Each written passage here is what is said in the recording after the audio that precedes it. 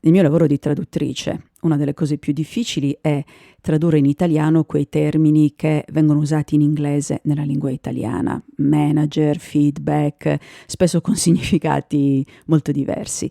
Chi mi conosce lo sa che la mia è una vera e propria crociata per l'uso delle parole italiane quando si parla in italiano ed esiste il termine italiano per indicare quella cosa. Poi, mentre parlo, quando parlo, a volte mi scappa di dire una parola in inglese perché nella foga del momento la parola inglese mi viene più semplice, ma non per posa, ma perché effettivamente la maggior parte della mia vita lavorativa e professionale è stata vissuta in lingua inglese.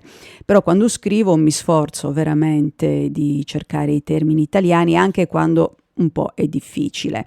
Prendete la parola manager, tutti in Italia usano la parola manager, a sproposito, perché nel suo significato originale essere manager significa gestire un gruppo di persone. Io qui in Italia secoli fa ho lavorato come manager didattico all'università e non dico che facessi un lavoro di segreteria, ma poco ci manca. Sicuramente non gestivo nessuno, però il titolo era manager. In Italia ci sono un sacco di manager, titoli di manager qua, manager là, perché maneggia, non lo so.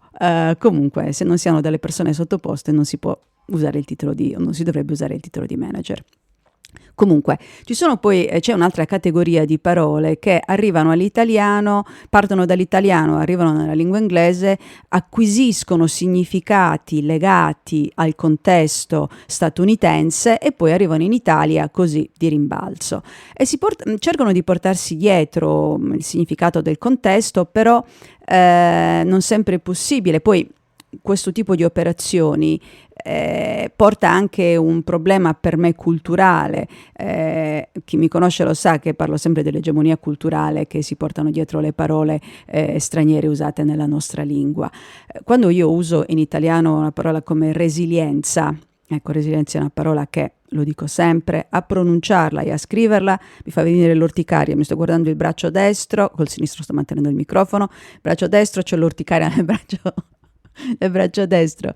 La resilienza, detta qua in Italia, è una cosa, mi fa pensare ai progetti europei che si fa la domanda e non si ha proprio, o comunque l'idea che si ha non si può presentare perché non corrisponde ai criteri richiesti, allora ci si inventa tutta una cosa per dimostrare come si va nel paesino presepe, toccate fuga e poi il vuoto, il deserto. Dopo 10 anni nessuno si ricorda di niente. Va bene, ne parlo un altro giorno, per il momento mi fermo qua.